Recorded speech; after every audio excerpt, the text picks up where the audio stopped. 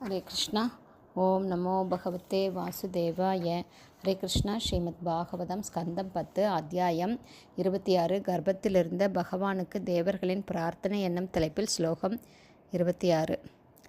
சத்யவிரதம் சத்யபரம் த்ரிசத்யம் சத்யஸ்ய யோனிம் நிஹிதம் ச சதயே சத்யஸ்யே சத்யம் ருத சத்யநேத்ரம் சத்யாத்மகம் த்வாம் சரணம் பிரபன்னா. ஹரே கிருஷ்ணா. இதோட எக்ஸ்ப்ளனேஷன் 3 ஆடியோவில் பார்த்துட்ருக்கோம். பேலன்ஸ் இப்போ பார்க்கலாம். ஸ்ரீமத் பகவத்கீதையில் 9.22 பகவான் கிருஷ்ணர் இவ்வாறு கூறுகிறார். அனன்யாஸ் சிந்தயந்தோ மாம் ஏ ஜனா பர்யுபாசதே தேஷாம் நித்யாபியுக்தானாம் யோக க்ஷேமம் வகாம்யகம்.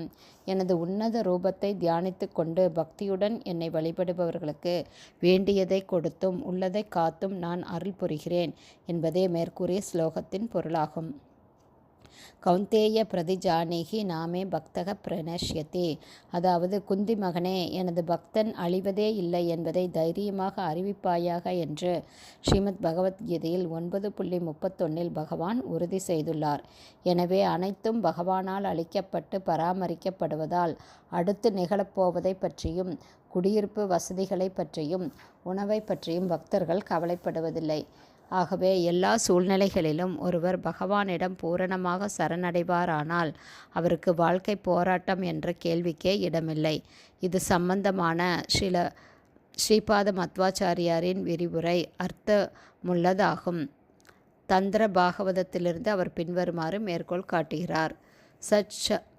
சத்ப உத்தமம் ப்ரூயாத் அனந்தந்தீதி வை வதேத் ஏதி ஞானம் சமுத்திஷ்டம் பூர்ணாந்த திருஷ்டிஸ்ததக அத்ருத்வாச்ச ததாதானாத் சத்யாத்த சோஷ்யதே விபுக. சத்யஸ்ய யோனிம் என்னும் சொற்களை விளக்கும்போது பகவான் கிருஷ்ணரே எல்லா அவதாரங்களுக்கும் மூலம் அவதாரி என்று ஸ்ரீல விஸ்வநாத சக்கரவர்த்தி தாகுரார் கூறுகிறார்.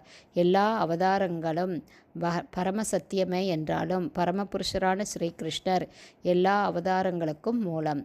தீபார்ச்சிர் ஏவகி தசாந்திரம் அப்யுபேத்தே தீபாயத்தே என்று பிரம்ம சம்ஹிதை 5.46 கூறப்பட்டுள்ளது. சமசக்தியுடைய பல விளக்குகள் இருக்கக்கூடும். எனினும் முதல் விளக்கு, 2ஆம் விளக்கு, 3ஆம் விளக்கு என்ற பல விளக்குகள் உள்ளன. அதுபோலவே அவதாரங்களும் பல உள்ளன. அவர்கள் விளக்குகளுடன் ஒப்பிடப்படுகின்றனர்.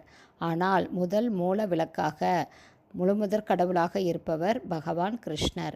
கோவிந்தம் ஆதிபுருஷம் தமகம் பஜாமே.